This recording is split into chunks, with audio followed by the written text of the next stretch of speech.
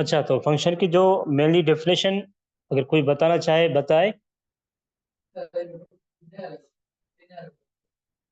जी दुर्गी, आप बताएं। Proper definition नहीं आ रही। थोड़ा सा अगर आ रही है तो वो भी बताएं जो। Sir, ji ji. a set of relation between domain and range. हाँ, उसके ऊपर एक और कंडीशन भी है।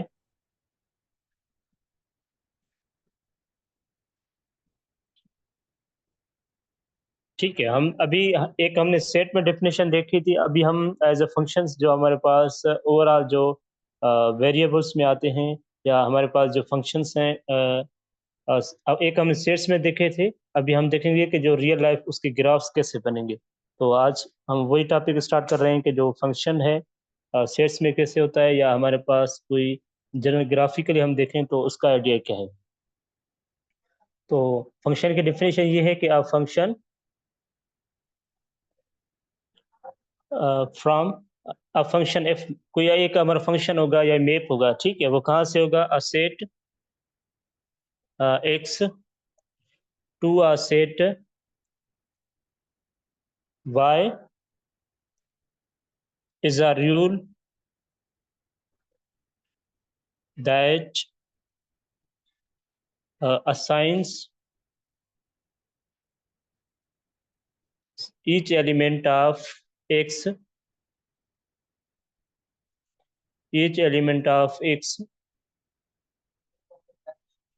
to one and only one, ठीक है। सेट उसे कहते हैं कि हमारे फंक्शन उसे कहते हैं कि जो आपका जो x का एलिमेंट हो वो exactly one element of y के ऊपर मैप हो, ठीक है, तो उसे कहेंगे कि ये हमारा फंक्शन होगा।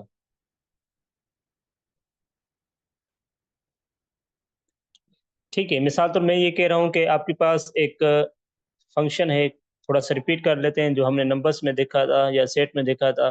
वो यही था कि एक मैप था, यहाँ से यहाँ तक ये एक्स है और हमारे पास ये वाई है, यहाँ पे ए बी सी है। तो ये हमारे पास जो इनपुट है ये एग्जैक्टली वन इसका आउटपुट होगा, सिर्फ वन ही होगा। मिसाल तो कोई भी एक होगा आउटपुट, 2 3 4, और बी का भी एक होगा और सी का भी एक होगा। तो फंक्शन उसे कहते हैं कि जो आपका जो each element of domain have exactly one element in the Y, तो उसे कहते हैं कि आपका ये फंक्शन है। सही है, क्लियर हो गया function. Means unique domain has unique range. बिल्कुल बिल्कुल, unique domain has unique output. ठीक है, अभी देखते हैं कि जो मेनली फंक्शन को रिप्रेजेंट कैसे किया जाता है। सही है, सिंबॉलिकली जो हम लिखते हैं फंक्शन को।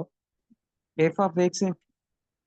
जी, सिंबॉलिकली हम लिखते हैं फंक्शन को एफ ऑफ, हाँ यहाँ से एफ क्या है, मैप है कहाँ से, एक्स टू वाई, और यहाँ पे क्या होगा, F of x is equal to Y, और यहाँ पे कंडीशन होगी कि वेयर, ये एक्स क्या है, इनपुट है, ये एक्स बिलोंग करेगा हमारे पास एक्स से और वाई बिलोंग करेगा वाई से।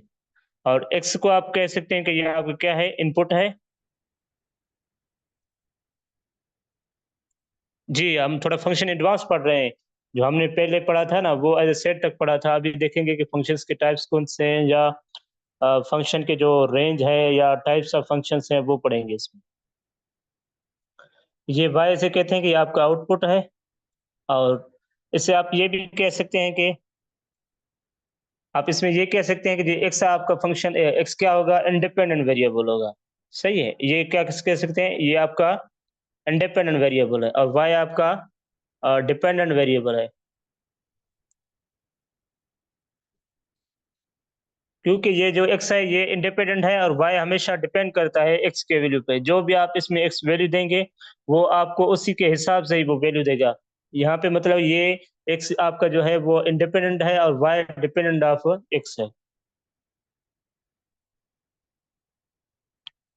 सही है, क्लियर हो गया। जी सर। Yes sir, clear है। हाँ, अगर हमारे पास एक एग्जांपल देखें,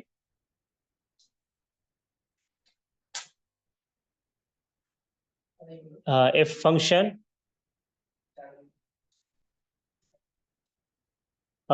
एफ से लेकर इसकी जो डोमेन है वो R R means real number, और ये रेंज भी उसकी क्या है, आर मतलब real numbers, R real line, ठीक है, इज डिफाइंड बाय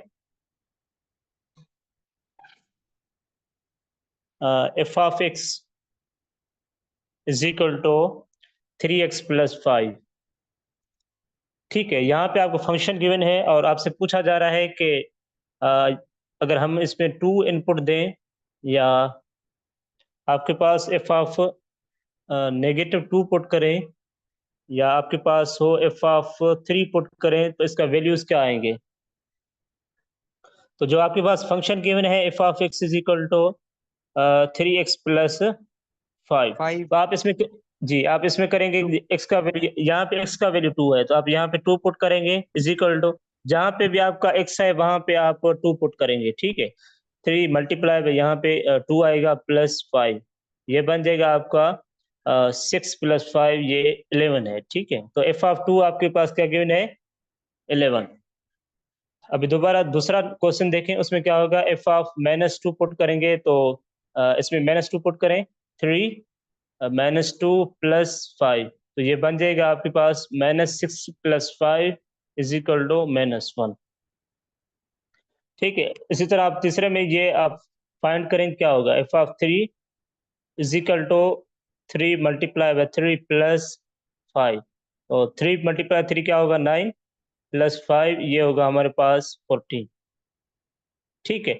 यहाँ पे जो आपके पास फंक्शन था इसमें हमने वैल्यू पुट कर रहे हैं, ये 2 क्या है, वैल्यू, मतलब कि हमारे पास ये फंक्शन का वैल्यू है एफ ऑफ 2 पे क्या आ रहा है, हमारे पास एफ ऑफ 2 पे क्या आ रहा था, 11, और एफ ऑफ -2 मतलब -2 एक ऐसा पॉइंट है जहाँ पे फंक्शन की वैल्यू क्या आ रही है, -1, और एफ ऑफ 3 हमारे पास एक ऐसा पॉइंट है जहाँ पे हमारे पास वैल्यू क्या आ रहा है, 14 है, तो ये 3 हमारे यहाँ पे इनपुट है, ठीक है, और 14 हमारा क्या है, यहाँ पे आउटपुट है। तो आप देख सकते हैं कि यहाँ पे अ, ये देख सकते हैं कि जो आपको ये 2 है ये इंडिपेंडेंट वेरिएबल है, ठीक है, और जो आपके पास 11 है वो डिपेंडेंट है, क्योंकि ये 11 कैसे आया, ये डिपेंड कर रहा है 2 के वैल्यू पे, कि आया कि 2 का वैल्यू क्या आएगा तो ये फंक्शन क्या बनेगा। तो इस हवाले से आपका क्लियर हो गया कि इंडिपेंडेंट वेरिएबल और डिपेंडेंट वेरिएबल, और आपको कोई फंक्शन गिवन हो उसमें आप वैल्यू पुट करें तो आप कैसे निकाल सकते हैं। जी सर, समझ आ गई। हाँ,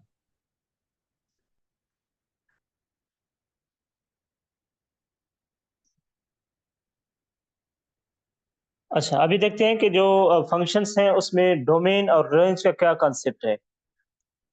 ठीक है, अगर आपके पास फंक्शन गिवन हो, मिसाल तो आपके पास फंक्शन गिवन है, इसकी आप डोमेन और रेंज फाइंड करें। डोमेन, अच्छा, डोमेन कोडोमेन का आपको आइडिया क्लियर हो गया कि हमने पिछले लेक्चर में पढ़ा था कि कोडोमेन और रेंज में क्या फ़र्क है। डोमेन डोमेन कोडोमेन और रेंज में क्या फ़र्क है। जी, सर सर डोमेन उसको डोमेन, बोलते हैं जो सेट ऑफ फर्स्ट। डोमेन किसे कहते हैं हम, सेट ऑफ ऑल इनपुट्स, ठीक है। और ये क्या कहेंगे आप, कोडोमेन और रेंज में क्या डिफरेंट है, कोडोमेन और रेंज में।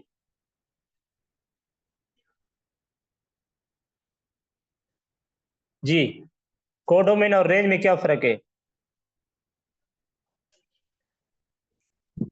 सर रेंज ये होता है कि एक इनपुट को एक ही आउटपुट हो। और कोडोमेन, कोडेमन कोडोमेन का सर ऐसे हो सकता है कि एक रेंज को डिफरेंट डिफरेंट आउटपुट हो सकते हैं। नहीं, ऐसा नहीं है। जी, और कौन बताएगा। सर रेंज में वो होते हैं जो एक के साथ रिलेशन में होते हैं, और जो कोडोमेन होते हैं वो रेंज के बचे हुए एलिमेंट्स होते हैं। मीन्स सारा बी का एलिमेंट वो सेट वो होता है कोडोमेन। हाँ, मिसाल तो हम फंक्शन ले रहे हैं आउटपुट एफ जो ऑफ ज्यादा हो। हाँ, तो ये एक हमारा डोमेन है, ठीक है, ये हमारे पास क्या है, कोड डोमेन है, ठीक है। और ये रेंज तब बनेगी जब इसके जो सारे वैल्यूज हमारे पास सारे आउटपुट की शेप में आ जाए। तो रेंज की डेफिनेशन ये होती है कि पॉसिबल आउटपुट्स हो आपके पास, ठीक है। तो इसके हवाले से मैं थोड़ा सा अभी भी छोटा सा एग्जांपल करेंगे कि डोमेन और रेंज के हवाले से आपका कॉन्सेप्ट क्लियर हो जाएगा।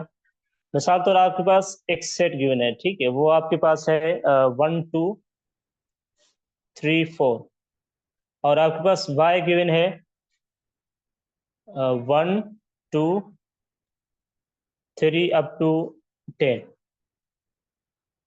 ठीक है। इसके हवाले से आपको फंक्शन गिवन है एक, वो ये है कि 2x प्लस ये x टू y फंक्शन है आपके पास, उसके लिए आपके लिए फंक्शन गिवन है कि 2x प्लस 1, ठीक है। तो आप क्या करेंगे, एफ ऑफ 1 पुट करेंगे, इसमें जो इनपुट्स हैं आपके पास ये आपके क्या है, डोमेन है, तो इसमें से आप सारे वैल्यू पुट करेंगे। एफ ऑफ 1 पे ये क्या बन जाएगा, 3 बन जाएगा, सही है, सही है। जी सर।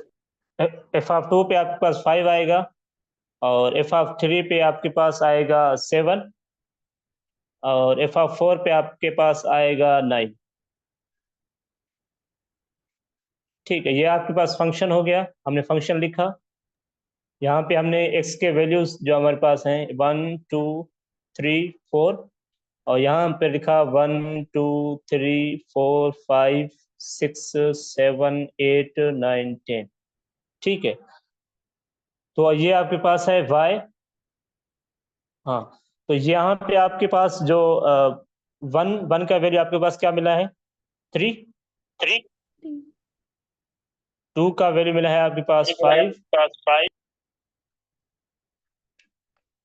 और आपके पास जो 3 एफ ऑफ 3 का वैल्यू आपके मिला है 7, और एफ ऑफ 4 आपके पास क्या मिला है 9, ठीक है। तो इसमें आपकी जो डोमेन है, डोमेन हमारी क्या होगी 1 2 3, और आपके पास रेंज क्या बनेगी इस फंक्शन की, 3 5 7 9। 3 5 7 9, ठीक है। और इस फंक्शन की कोड डोमेन क्या थी हमारे पास, 1 to 10। हाँ, तो 1 to 10। तो आपका अभी ये क्लियर हो गया कि हमारे पास कोड डोमेन और रेंज में क्या फर्क है। सर जी जी ये एफ ऑफ एक्स आपने रैंडम लिया ना, F of X 2x plus 1 ji ji function जो लिया है। जी जी जी जी ये रैंडम लिया है ना कोई। हाँ, हमने कोई फंक्शन ले लिया है, उसके हवाले से हमने क्या निकाला है कि ये जो आपके पास इनपुट्स दिए हैं ये आउटपुट्स हैं। तो आप देखते हैं कि ये आपकी डोमेन है और ये वाई आपकी को डोमेन है। तो आप अभी देखेंगे इसकी रेंज क्या आएगी या कोड डोमेन क्या आएगी। तो हमने देख लिया, और इसके हवाले से आपकी को डोमेन क्या बनेगी। सही है, क्लियर हो गया आपका। जी सर। हाँ, तो अभी अभी आ जाते हैं कि हमारे पास कोई भी जनरल फंक्शन हो आपके पास एफ ऑफ, जी जी नहीं नहीं, आप कंटिन्यू करेंगे। हाँ, अभी आ जाते हैं कि फंक्शन का डोमेन कैसे निकालते हैं, ठीक है। जी, किसी को आइडिया है कि फंक्शन का डोमेन कैसे निकालते हैं। मिसाल मैं फंक्शन लिख रहा हूँ F of x is equal to X square पे आ जाते हैं। पहले यहाँ से छोटे से स्टार्ट से लेते हैं कि एफ ऑफ एक्स से लेकर, ठीक है। जी, कौन बताएगा कि इस फंक्शन की डोमेन क्या होगी, व्हाट इज को डोमेन। अच्छा, आपका को डोमेन आइडिया अभी क्लियर नहीं हुआ, लक्ष्मी।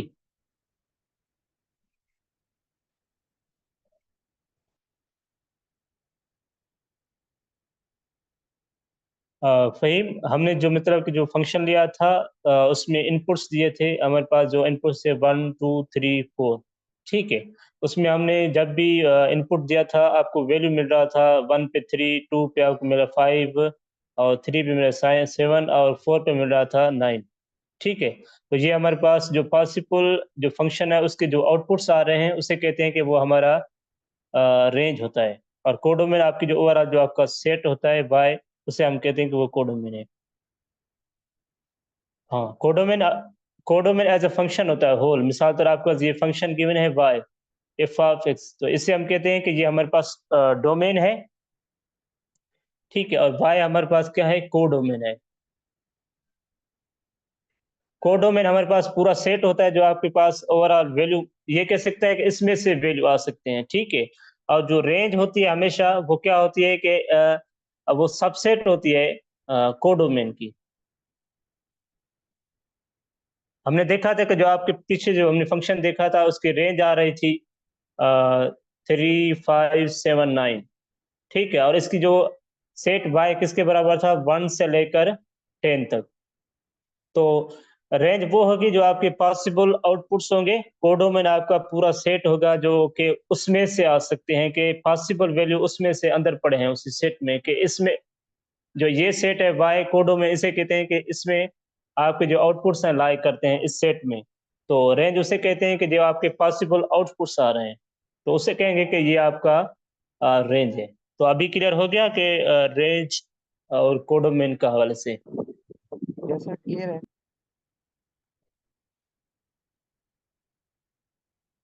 तो ये फंक्शन आपको गिवन है। अच्छा, किसी फंक्शन की हम मिसाल तो कोई भी आपको फंक्शन गिवन हो, उसके लिए डोमेन में फाइंड करने का मकसद ये है कि आप देखेंगे, ये चेक करेंगे बात कि आया कि जो आपका ये फंक्शन है एफ ऑफ एक्स, कोई भी आप वैल्यू पुट कर रहे हैं, क्या ये फंक्शन अनडिफाइंड हो रहा है। मतलब वो आउटपुट वो फंक्शन होगा, कोई भी ऐसे इनपुट्स होंगे जहां पर अगर वो फंक्शन अनडिफाइंड ना हो, ठीक है। मिसाल तो मैं ले रहा हूँ F of x is equal to 1 over X. Defined या अनडिफाइंड? मैं ये कह रहा हूँ कि इनपुट्स वो नहीं लेंगे जहाँ पे आपके पास वैल्यू अनडिफाइंड आ रहे हैं, वो चेक करेंगे कि अगर डोमेन है, आप चेक करेंगे कि ये फंक्शन कहाँ पे अनडिफाइंड हो रहा है, जहाँ पे अनडिफाइंड हो रहा है वो आप पॉइंट्स निकाल देंगे बाहर। तो अभी यहाँ पे आ रहे हैं फंक्शन, पहले तो इसको समझें, F of x divided 1 upon x. तो आप देख सकते हैं कि इसकी जो डोमेन है एक्स इज इक्वल टू 0 हो सकती है।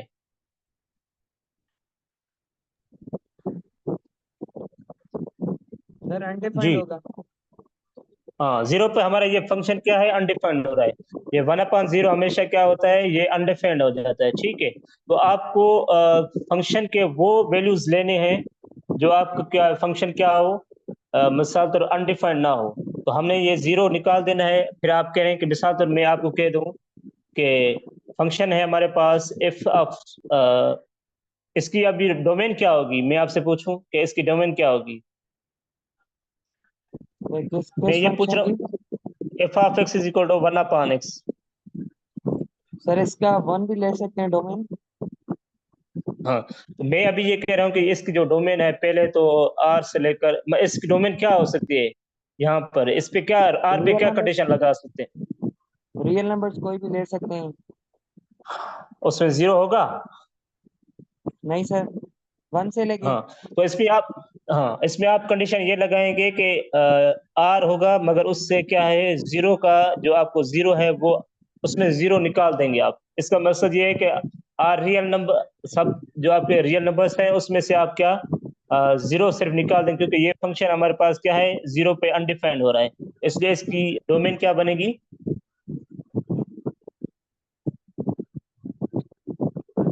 रियल माइनस, मतलब आर रियल नंबर्स एक्सेप्ट 0। इसका मकसद ये है कि आर आर रियल नंबर्स, जी मैक साफ कर लें, आर रियल नंबर्स एक्सेप्ट 0, ठीक है। इसकी डोमेन क्या बन रही है, जी। अभी इसके आप रेंज फाइंड करेंगे, तो रेंज के हवाले से आपका आइडिया क्या होगा।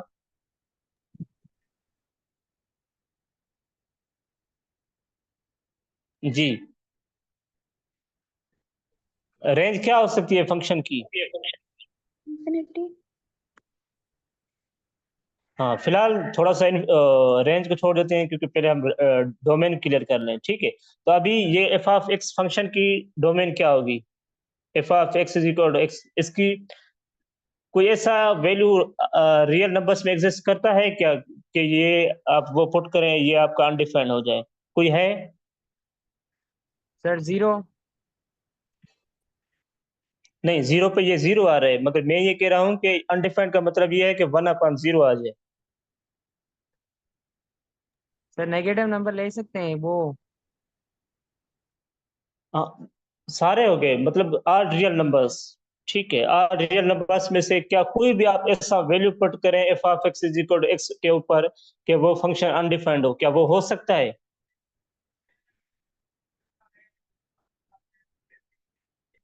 Sir I think ji. No sir. हाँ, तो इसमें ये फंक्शन कहीं पे भी अनडिफाइंड नहीं हो रहा। ठीक है, तो इसकी जो डोमेन होगी वो आर होगी, मतलब आर रियल नंबर्स। ठीक है, आर रियल नंबर्स इसकी डोमेन होगी। सही है, ये समझ आ रहा है कि हमने फंक्शन की डोमेन और रेंज के डोमेन कैसे फाइंड कर रहे हैं।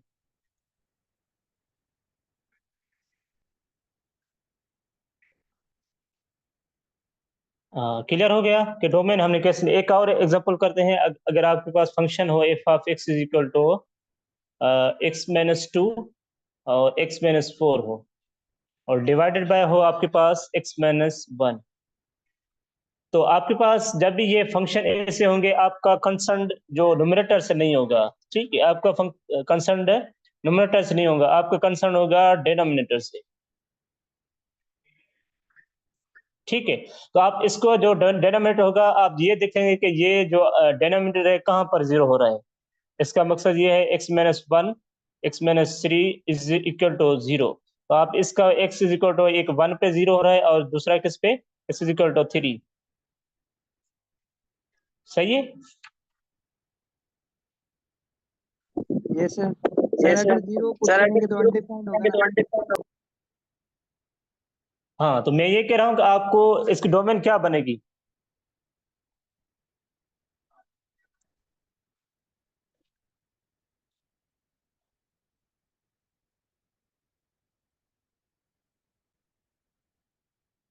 इसमें आप आपका मतलब यहाँ से जो आपका नीचे में फंक्शन डिनोमिनेटर गिवन है ना, उसकी पहले तो आपको ये देखना है कि इसके जो आपके जो डिनोमिनेटर है ना, इसके आप रूट्स निकालने होते हैं, बेसिक्स। ठीक है, अगर हम पहले हमारे पास है एक 1/x, तो इसका रूट क्या होगा, ये फंक्शन कहाँ पे x 0 हो रहा है, तो 0 वैल्यू पे। तो आप ये देख रहे हैं कि x-1 x-1 x-3 is equal to 0 करेंगे, तो ये क्या होगा, x इज इक्वल टू 1 होगा और x इज इक्वल टू 3। तो इसकी डोमेन अब क्या बनेगी। जी, सर 1 एंड इसकी 3। इसकी डोमेन ये बनेगी कि 1 और 3 आप निकाल देंगे उससे, क्योंकि ये 1 और 3 वो वैल्यू है जहाँ पे ये 0 हो रहा है हमारा सारा नीचे वाला, क्योंकि यहाँ पे आप 1 पुट कर रहे हैं तो ये सारा 0 हो रहा है, 3 पुट कर रहे हैं तो ये सारा 0 हो रहा है। तो आपको वो वैल्यूज बाहर निकाल देने हैं जहाँ पे आपका डिनोमिनेटर 0 हो रहा है। ठीक है,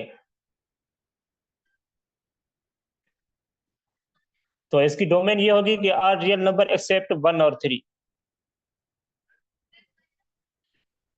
जी लक्ष्मी, अभी समझ आ गया कि हमने फंक्शन की डोमेन कैसे निकाली।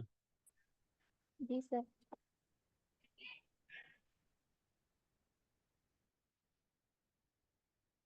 सर।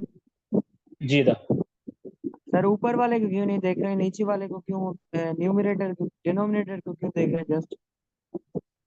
क्योंकि जो ऊपर आपके जो भी वैल्यू गिवन है वो डिफाइंड है, मतलब कि कोई भी आपके पास फंक्शन है, मिसाल तो x-2 है या x-4 है, कोई भी ऊपर वाला फंक्शन है वो कभी भी अनडिफाइंड नहीं होता। ये फंक्शन आपका, मिसाल तो मैं लिख रहा हूँ x-2 एफ ऑफ एक्स लिख रहा हूँ। ठीक है, x is equal to x-2 x-4, ये फंक्शन कभी भी मतलब कि आपका अनडिफाइंड अनडिफाइंड ये मतलब होता है कि 1/0 हो जाए।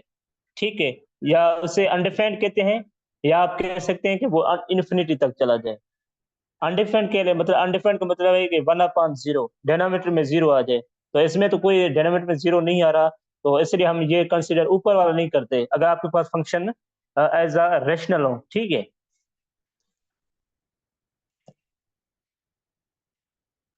ठीक है, ठीक है सर। हाँ, अगर आपके पास और एक और एग्जांपल करते हैं कि F of x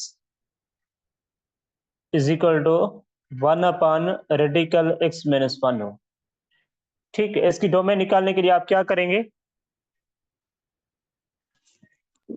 sir radical x की जगह जो कुछ ऐसा नंबर पुट रेशनलाइजेशन नहीं, इसमें रेशनलाइज नहीं करेंगे आप। मैं ये पूछ रहा हूँ कि इसकी डोमेन क्या होगी। सर 1 पुट करें। हाँ, तो 1 पे ये 0 हो रहा है।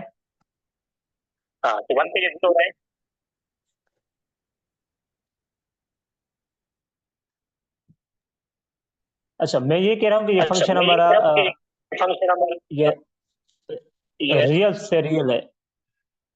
सही है। तो आप इसमें चेक करेंगे कि ये फंक्शन आपका x-1 कहाँ पे 0 हो रहा है। ठीक है, आप देखेंगे कि ये 1 पे हो रहा है। ठीक है, तो आप इसकी डोमेन क्या बना सकते हैं कि वो क्या होगी। जी, 1 को छोड़ के सारे रियल नंबर। हाँ, वो 1 आपका क्या हो, ग्रेटर देन 1 हो। यहाँ पे ये आपका हाँ, ये भी लिख के x-1 ग्रेटर देन 0 होगा। क्यों 0 होगा कि जब भी ये x आपका greater than or equal to 0 का मकसद ये मैं कह रहा हूँ कि आपका जो वैल्यू है वो हमेशा 1 से बड़ा हो। ये क्या बनेगा, x is greater than or equal to 1। मतलब ये है कि इसमें से 1 से ऊपर हो वैल्यू। अगर 1 से नीचे पुट करेंगे तो ये क्या बन जाए, -1 पुट करेंगे तो ये क्या बन जाएगा, नीचे वाला वैल्यू। सर कॉम्प्लेक्स में जाएगा फिर तो। हाँ, कॉम्प्लेक्स में, क्योंकि अभी हम चल रहे हैं कि ये रियल नंबर केस है। तो रियल नंबर में आप क्या लिखेंगे इसकी, आपको गिवन है कि ये रियल में क्या बनेगा इसका, x such that x belongs to real numbers but x आपका क्या हो, ग्रेटर देन 1 हो। ठीक है, सही है, ये कंडीशन लगाइए। ठीक है, तो अब मेरे पास x क्या हो, ग्रेटर देन 1 हो। ये 1 पे तो ये अनडिफाइंड हो जाएगा फंक्शन। ये तो हम ये कह रहे हैं कि ये आपका जो फंक्शन है वो क्या हो, ग्रेटर देन 0। अच्छा, इसमें आप ये कंडीशन लगा दो कि x-1 हमारा क्या हो, ग्रेटर देन 0। तो आप क्या करेंगे, यहाँ पे ये ग्रेटर देन 1 हो जाएगा। तो आप इसके लिए आप जो आपके पास नीचे से आपको अगर रेडिकल में गिवन है तो आपको इस तरह सॉल्व करना होगा, इनइक्वालिटी के तरीके।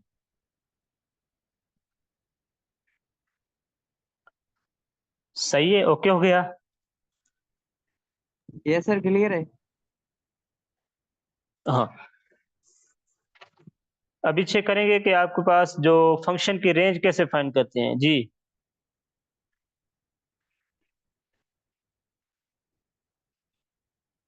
जी, फंक्शन की रेंज कैसे फाइंड करते हैं।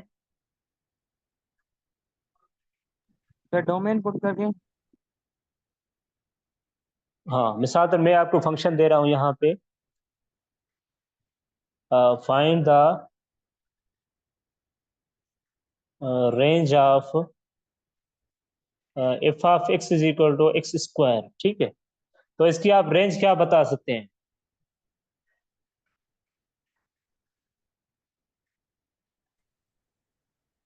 क्या इसकी रेंज क्या होगी। जी,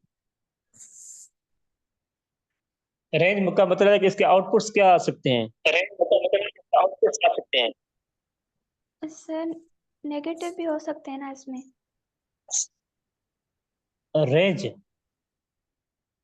sir range sir 1 x put square. करेंगे तो 1 का स्क्वायर करेंगे 1 आएगा।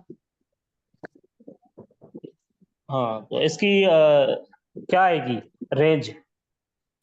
सर रेंज रियल नंबर्स आएंगे। सब।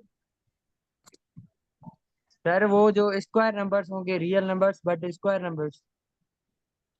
नहीं, पॉजिटिव मतलब मैं, जी बताएं। Positive real number.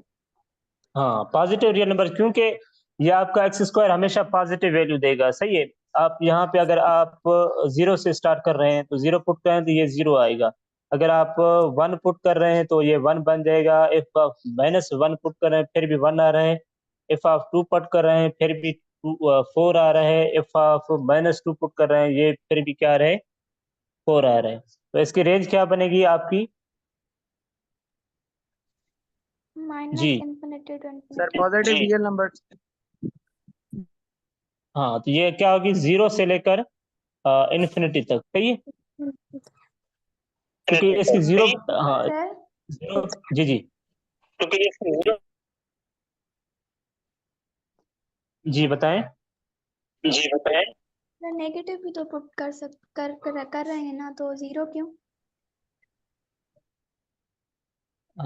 रेंज का मकसद ये होता है कि जो आपके आउटपुट्स आ रहे हैं, ठीक है, आप इसमें देखें कोई ऐसा नंबर है कि आप उसका स्क्वायर लें वो नेगेटिव बन जाए। रियल नंबर में कोई ऐसा नंबर है कि आप जिसका स्क्वायर लें वो आपका नेगेटिव नंबर बन जाए, कोई है?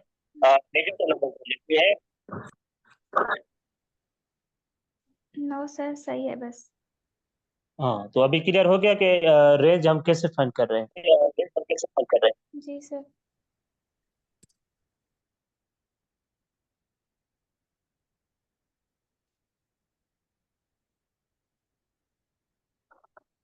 सही है, तो एक और दो एग्जांपल करेंगे रेंज के हवाले से। हाँ, इसकी रेंज क्या होगी? अभी हम देखा कि F of x is equal to x हो, इसकी रेंज क्या होगी?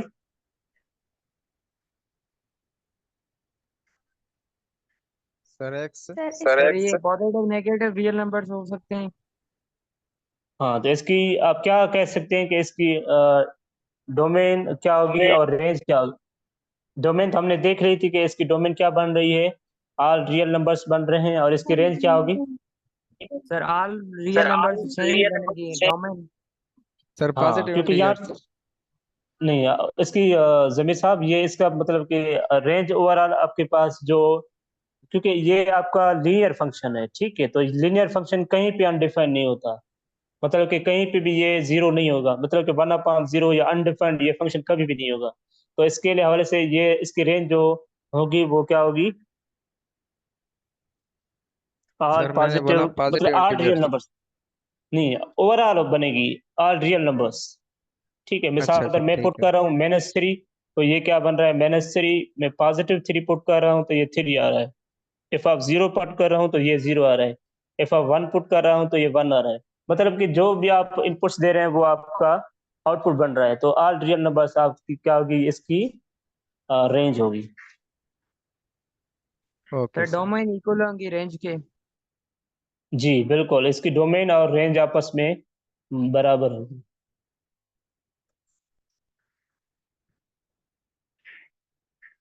सर ये जो पहले वाला F of -3 is equal to -3।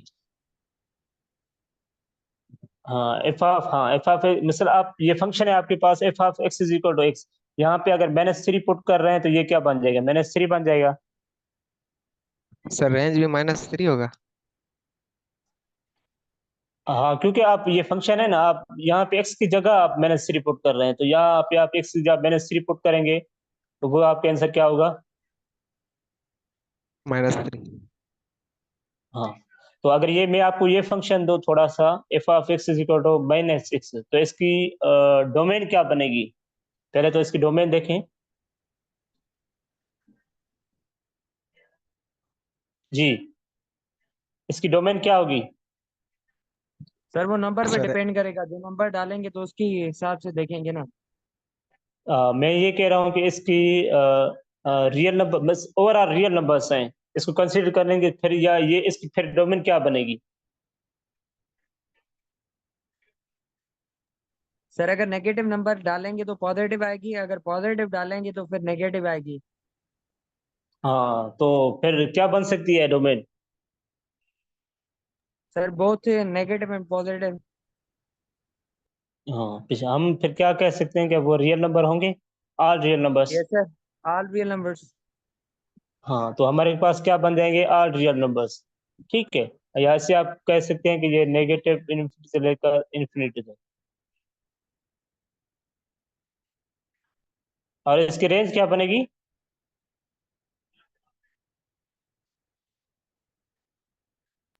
Sir range भी रियल ही सर होगी। पॉजिटिव इनफिनिट फिर नेगेटिव। नेगेटिव इन्फिनिटी से लेकर पॉजिटिव, क्योंकि आप जब भी फंक्शन में डोमेन में पॉजिटिव वैल्यू पुट कर रहे हैं तो नेगेटिव आ रहा है, नेगेटिव पुट कर रहे हैं तो पॉजिटिव आ रहा है। तो मतलब कि आपकी जो ऑल रियल नंबर्स इनपुट भी हो रही है और आउटपुट भी हो रही है, तो इसकी जो रेंज बनेगी ऑल रियल नंबर्स, और डोमेन आपकी बनेगी all real numbers. Positive, negative infinity से लेकर पॉजिटिव इन्फिनिटी, नेगेटिव इन्फिनिटी से लेकर पॉजिटिव इन्फिनिटी। अच्छा, ये कभी भी आप ये नहीं करना कि ये नेगेटिव पॉजिटिव इन्फिनिटी से लेकर नेगेटिव इन्फिनिटी, ये रॉन्ग होता है, सही है। तो यहाँ पे ये भी कभी नहीं लिख सकते कि आप ये रेंज जो 5 से लेकर 3, ये भी कभी नहीं लिख सकते, क्योंकि आप ये लिख सकते हैं कि 3 से लेकर 5 तक इसकी रेंज है या डोमेन है। तो इसका आपको खास ख्याल रखना है। जी और सर। मिसाल तो मैं ये कह रहा हूँ कि आपका फंक्शन जो है वो डिफाइंड है -3 से लेकर x इज लेस देन और इक्वल टू 5। तो इसकी आप एज इंटरवल कैसे लिखेंगे? -3 से लेकर 5 तक। अगर मैं ये कह दूं कि ये आपका जो फंक्शन है 0 से लेकर वो 5 तक डिफाइंड है, तो आप लिखेंगे 0 से लेकर 5। इसका मतलब ये है कि ये 0 जो आपका नंबर होगा वो आपका छोटा होगा और 5 बड़ा होगा। मतलब ये इंक्रीजिंग से लेकर डिक्रीजिंग, यहाँ पहला डिक्रीजिंग हुआ, दूसरा इंक्रीजिंग हुआ। तो आप दोबारा से मीटिंग ज्वाइन करें, ये टाइम पूरा हो गया।